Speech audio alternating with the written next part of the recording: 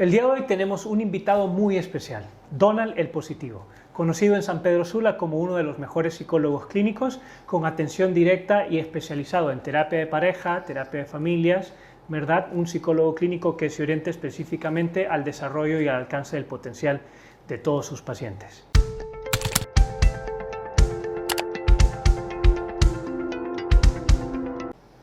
Un saludo a Donald, qué gusto tenerte con nosotros. Bien, muchísimas gracias por la invitación, gracias a todos ustedes que están aquí con nosotros. Hablar de salud mental hoy en día es algo sumamente importante y te agradezco este espacio, te felicito por el mismo y qué bueno que estés creciendo a través de estos diversos canales que difunden pues información positiva.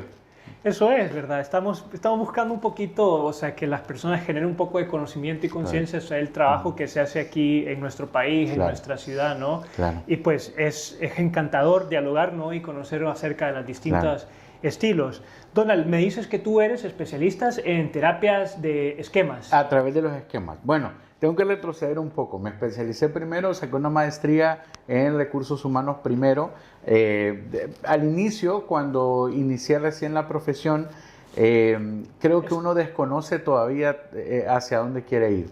Cuando estudio la maestría en recursos humanos, estaba trabajando en una empresa y se me da la oportunidad de sacar un diplomado en coaching. Y comienzo yo a ver la riqueza que hay detrás del 1 a 1. Y la verdad es que gracias a la virtualidad tenemos la oportunidad de estudiar fuera del país y pues tuve la oportunidad de sacar un estudio híbrido en donde pues fue mitad virtual y luego me tuve que mover y ahí comencé a profundizar ya especializándome ya dentro del espacio clínico. Muy bien. A lo largo del proceso ya fui dándome cuenta que me apasionaba mucho el tema de las familias. Creo que a nivel social necesitamos volver a ese reenfoque de las familias, de, bueno, ¿cuánto tiempo tienen tus papás de casados? A ver, si no me equivoco, sobre los 20 años. No, mis papás van sobre los 37, por ahí. Ya. Y te vas dando cuenta de cómo sí influye el factor de la familia. Entonces ahí fui desarrollando especializaciones hacia las parejas, familias. Más adelante me he dado cuenta, actualmente estoy estudiando en la Universidad de Salamanca. Muy bien. Cabal, ¿verdad? Sí, vamos a ser colegas por ahí también. Y de la mano, ¿verdad? También estoy profundizando en psicología forense, ¿verdad? Esto no es de mi mayor práctica, sin embargo, vivimos alrededor de relaciones violentas. Claro. Es aquí donde empieza la parte de la terapia de los esquemas. Se desarrolló alrededor de los años 80 y tiene como fundamento la creencia de que las experiencias que nosotros vivimos en nuestro entorno familiar, infancia y adolescencia tienen una prevalencia en los patrones conductuales que el ser humano va desarrollando. Claro, por la parte de las vías neurológicas, ¿no? Es decir, entonces vos tenés circuitos que se están activando constantemente. Correcto. Las mismas secuencias de trauma también que empiezan a producir activaciones a las que el sistema tiende a regresar. Correcto. Entonces vos decís, de repente no quiero tanto hacer esto, pero ya tu sistema está como condicionado para que tú vayas a eso. Y estos son los patrones conductuales, ¿no? Es correcto, porque nuestro sistema nervioso está directamente conectado también con estas experiencias. Aclarando, por ejemplo, que nosotros vemos el trauma como una experiencia, no como una situación. Sino es decir, por ejemplo, vos y yo vamos en un mismo vehículo y de repente hay un choque enfrente. Vos lo viste, pero yo no. Desde ese momento hay una experiencia diferente de cómo vimos esa situación. Interesante. Entonces, plantea de que cada persona vive la vida desde su experiencia y va desarrollando estos patrones que a veces los otros enfoques terapéuticos no le han encontrado tanta riqueza a el mundo emocional también. Por ejemplo, individual, la parte, ¿no? Correcto. Lo cognitivo-conductual pues, podemos tener como base, porque eso sí, la terapia de los esquemas está dentro de los enfoques de las terapias cognitivos-conductuales, pero también enriquece a través de, por ejemplo, la teoría psicodinámica. Tiene también algunos espacios que te permiten tocar esos puntos emocionales con cada una de las personas que vas viendo.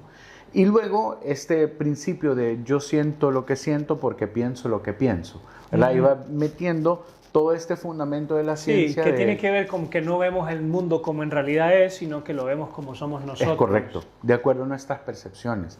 Okay. Y te vas dando cuenta que habla mucho de los esquemas. Cuando habla de un esquema, es ayudarle a la persona a que pueda ver cómo está su mundo, cómo percibe el mundo interior hacia los demás y el mundo en general.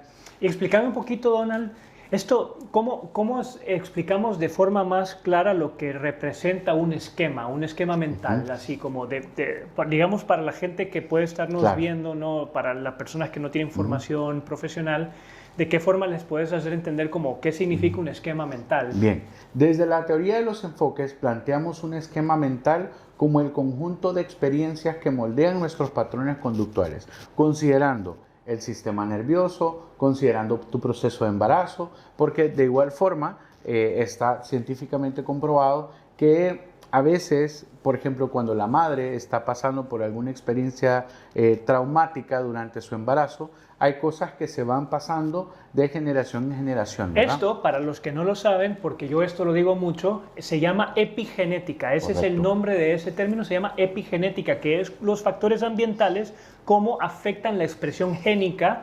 Y, o sea, no solo en esa situación, sino también en el desarrollo de las personas, en el desarrollo de adultos, desarrollo de niños, ¿verdad? Y en herencias genéticas hacia futuras generaciones. De hecho, está comprobado que a través del cuidado, practicando la epigenética, hay enfermedades que se pueden sanar, tanto físicas como mentales, ¿verdad? Que pueden llegar a tratarse anticipadamente. Hoy en día hay médicos que proponen, ¿verdad?, a las madres que un tiempo antes de su embarazo comience en un proceso nutricional, comience en un proceso psicológico, para abordar de manera integral y tratar de empezar a traer al mundo generaciones un poco más sanas. Y de forma preventiva, ¿no? Correcto, correcto. Y luego, ¿verdad?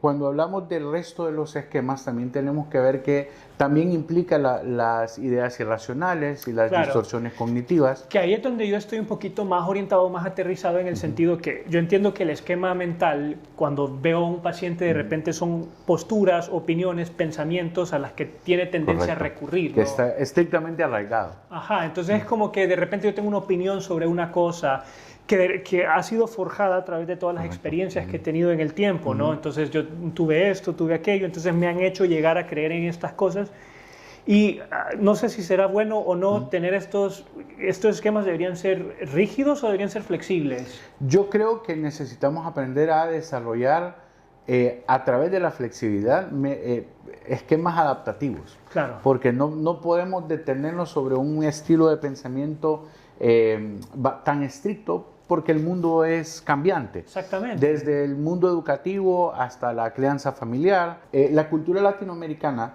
en la mayoría de los casos, viene de tener tendencias bastante autoritarias. Hoy en día, no sé si te ha pasado a nivel de consulta, pero de repente tenemos padres que no promueven el desarrollo de sus hijos.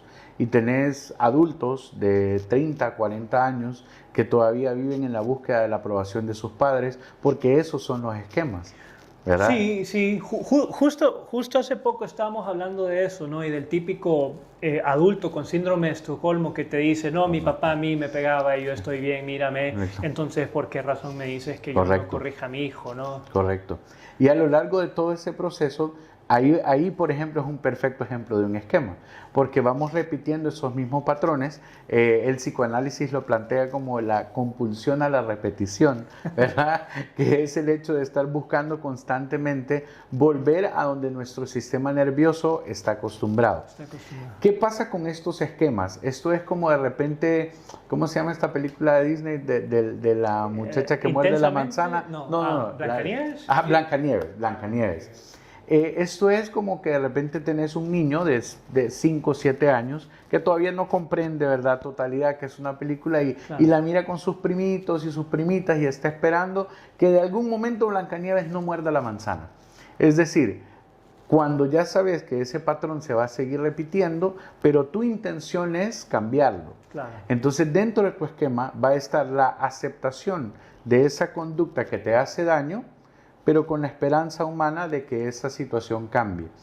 Entonces, cuando llegas a un terapeuta que comienza a ver de repente cuáles son tus sistemas de creencias, dónde están tus lealtades, porque dentro de los esquemas se ve mucho de a qué le tenés que ser leal a lo largo de tu vida, cuáles son tus pensamientos. Si nos vamos a las distorsiones cognitivas o ideas irracionales, ves cómo hay familias enteras que se mueven a través de la catástrofe. Claro, ¿verdad? sí. Y luego también que tienen posiciones o posturas. Y, o sea, lo cierto de la vida es que nada es blanco y negro, ¿no? O sea, hay demasiados matices.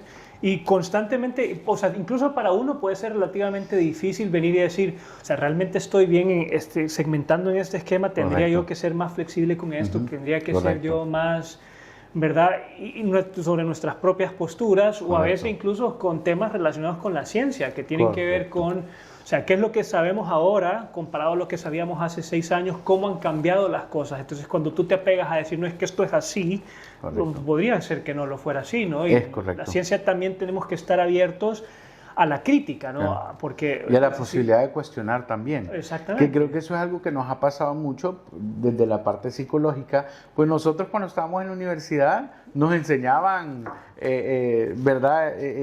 Que todavía crecimos admirando, ¿verdad? El psicoanálisis y admirando todas estas teorías. Que bueno, hoy en mi día... caso un poco menos.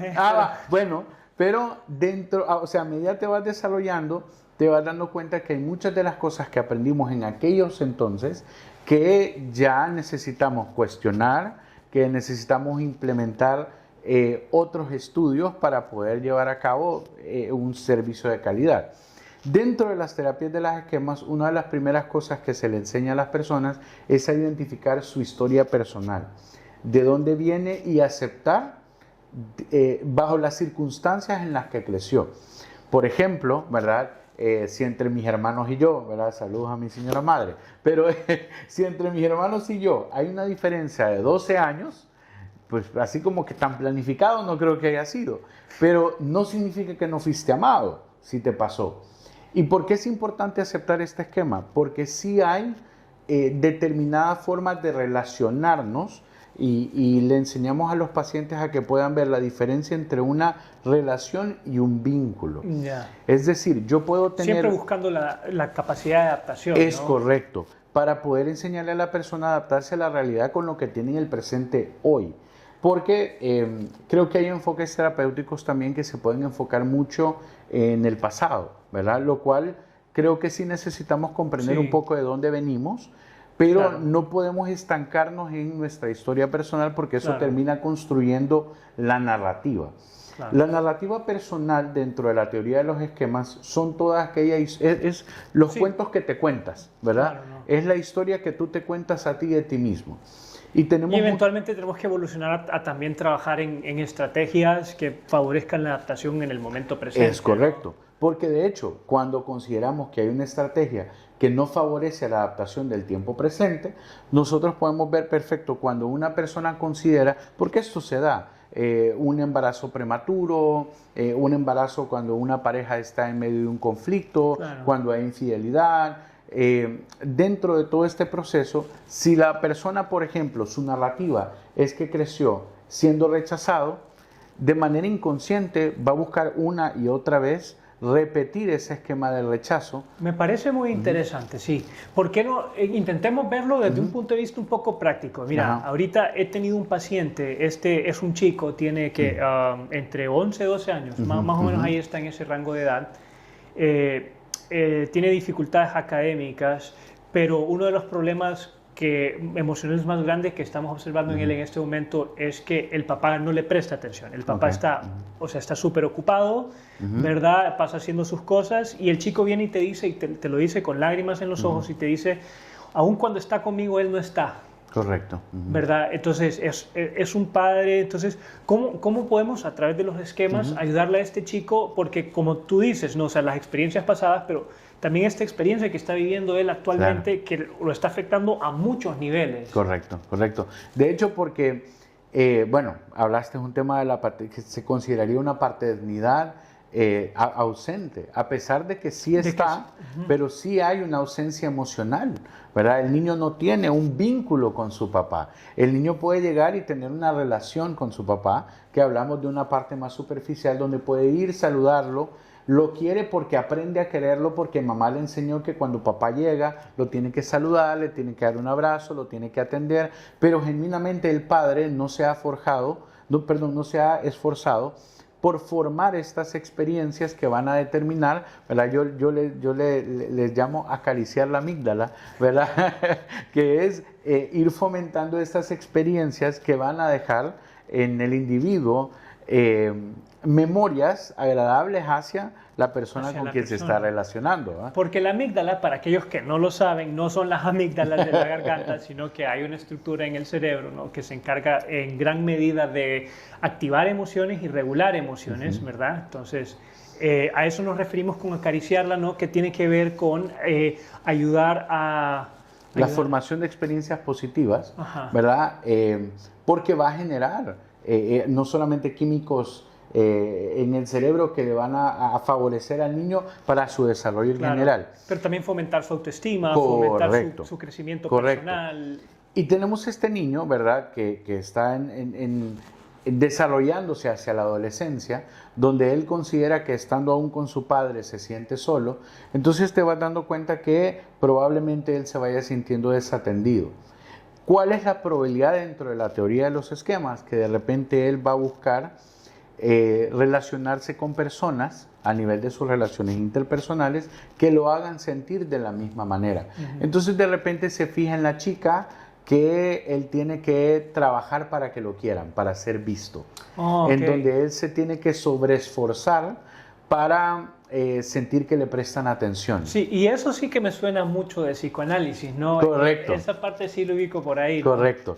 Entonces, dentro de esto que entra también la parte psicodinámica, en donde dentro de tus espacios identificas y tomas diferentes alternativas. En este caso, que es un chico que va hacia su adolescencia, te imaginas la validación emocional del niño, claro, ¿verdad? Cómo está su esquema de pensamientos, porque se tiende mucho a normalizar, no sé si lo has escuchado dentro de tus pacientes adolescentes, que se normaliza mucho, que se dice que el adolescente se victimiza y que el adolescente está muy orientado a pasar estas crisis donde los padres tienen la culpa de todo y hay algunos problemas, pero es como decir que los niños son manipuladores. Para mí la manipulación implica un nivel de conciencia y de voluntad, que creo que a veces un niño no necesariamente no es consciente. Pero un adolescente sí, ¿no? Un adolescente porque ya va desarrollando otras habilidades cognitivas, claro, que le permiten, ¿verdad?, entablar relaciones con otro adulto, sobre todo dependiendo de dónde creció. Claro. Por ejemplo, desde tu lado, que ves mucho la parte neurológica, y desde este lado, que yo veo mucho la parte emocional de adultos de 30, 40 años que me dicen: Donald, yo recuerdo cuando mi mamá de niño me ponía a hablarle a mi papá para que mi papá depositara lo que le correspondía a nivel económico. Claro. O que tal vez mi papá estaba con la amante y mi mamá me ponía a llamarlo para fiscalizarlo. Entonces te vas dando cuenta de cuáles son esas memorias que están desarrollándose en este niño. Basándose en esta experiencia en este ejemplo que poníamos del niño, a mí me gustaría imaginarlo a la parte de un adulto, cómo se va a desarrollar, cuál va a ser su sistema de creencias. En el futuro, ¿no? En el futuro. ¿Cómo se va a convertir este niño? ¿En quién se va a convertir en el futuro? Es correcto. Entonces, me lo imagino yo llegando a la parte de su adolescencia con algunos problemas de autoestima, probablemente, claro, buscando mucho la aprobación de sus pares, de las personas de edad, incluso en la adultez. Porque te das cuenta que hoy en día, pues nosotros crecimos todavía donde habían algunas oportunidades de todavía creo que jugar con otras cosas, ¿verdad? Claro, sí. Más allá de los videojuegos. Sí, salir ¿no? a la cancha a jugar fútbol. Correcto. Hacer la potra. Y te das cuenta que sí hay un déficit, o sea, hay un deterioro, claro, a nivel de las relaciones interpersonales. En todos los chicos, sí. En todos los chicos, ¿verdad? Claro, sí. Y luego lo llevas a la adultez, donde probablemente la introversión, que es mal vista en un mundo adaptativo en la parte laboral.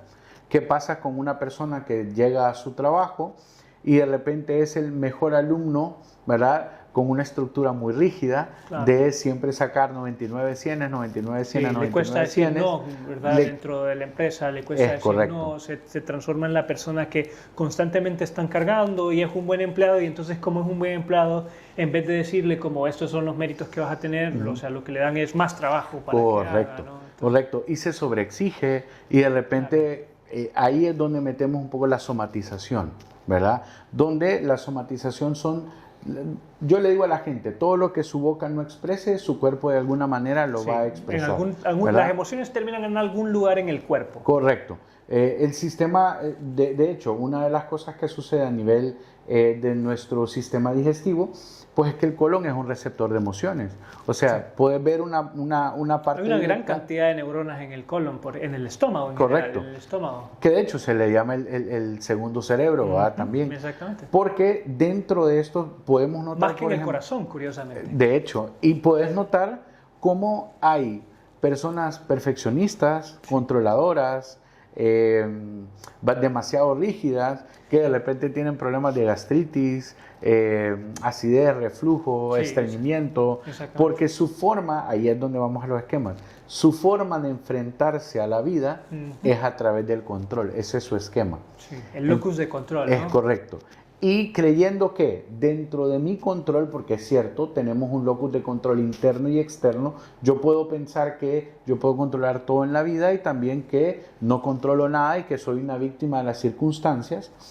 Pero dentro... Y hay un equilibrio entre esos dos. Es correcto. Eso sería lo adaptativo, lo adecuado es el equilibrio entre ambos. Correcto. ¿Verdad? Es decir, no se trata de que puedo controlar todo, pero tampoco se trata de que no puedo controlar nada. Correcto. Y aceptar... Yo creo que sería la clave aceptar que hay cosas de las que sí tengo un control y buscar hacer mi mejor esfuerzo por ahí y soltar lo que no puedo controlar, ¿va? Okay. Y dentro de este mismo caso, por ejemplo, desarrollándolo desde la parte de los esquemas, lo primero que yo haría con este niño que ya se volvió un adulto es lo primero la anamnesis, ¿verdad? Dentro de la entrevista, comenzar desde lo que él se acuerde. Recordemos que pueden haber experiencias en cuanto al trauma. La gente bromea mucho con la palabra estás traumado, ¿verdad? Con esta frase estás traumado, pero desde la terapia de los esquemas, el trauma puede ser cualquier experiencia de alto impacto emocional que el cerebro no ha podido integrar como un aprendizaje, ¿verdad? Entonces lo podemos ir repitiendo de diferentes maneras.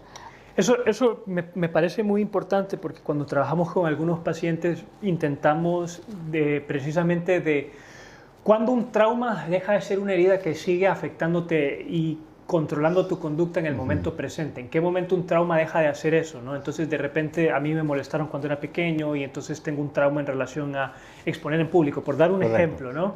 Entonces, ¿en qué momento ese trauma me deja de afectar realmente a mí? Correcto. Y de hecho, podemos notar que tomando ese caso, que me parece un excelente ejemplo, porque es algo que se da con mucha frecuencia, en más de algún momento la persona puede aprender a adaptarse, a hablar en público, pero las sensaciones corporales pueden estar presentes todavía. Pero la persona puede aprender a adaptarse mediante la modificación de sus esquemas de pensamiento.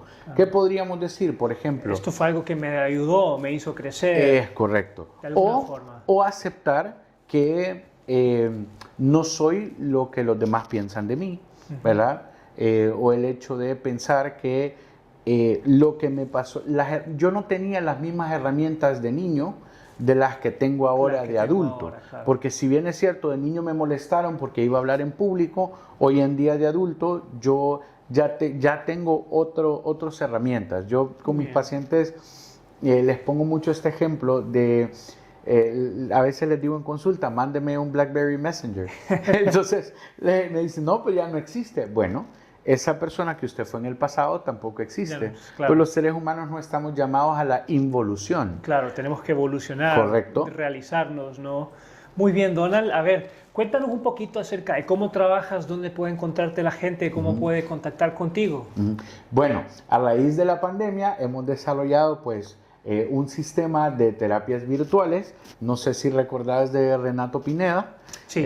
Bueno, Renato es parte de mi equipo de trabajo y pues trabajamos de manera virtual, brindando oportunidades a nuestros pacientes desde el Centro de Bienestar Integral que nos permite adaptarnos sin importar pues dónde se encuentren, en qué parte del país, ¿verdad? Horarios.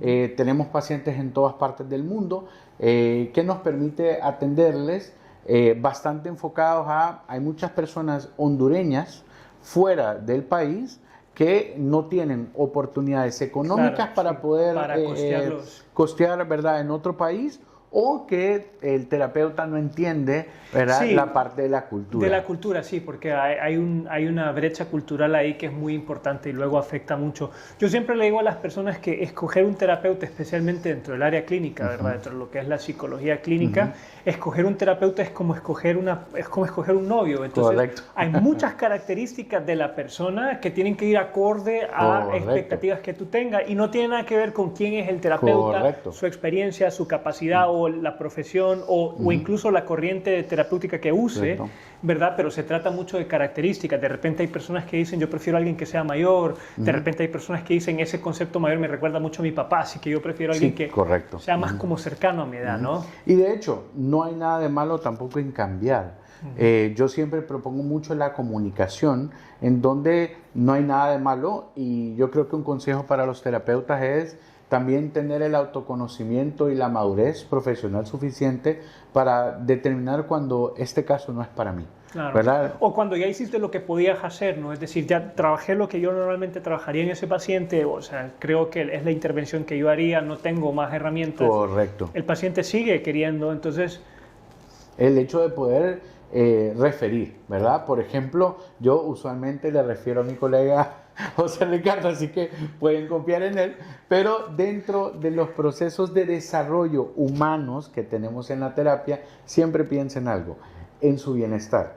Si la persona le hace sentir bien y usted ve resultados, bien. Si no, lo puede conversar con su terapeuta, porque nosotros también tenemos que estar abiertos al aprendizaje. Exactamente, ¿verdad? Bueno, Donald, ha sido un gusto. Verdadero placer. Yo creo que ese es el tiempo que teníamos, ¿verdad? Ya saben, Donald el Positivo, lo pueden encontrar en redes sociales, ¿verdad? Teléfono lo vamos a tener en pantalla, y si tienen cualquier duda pueden contactar con él. Gracias.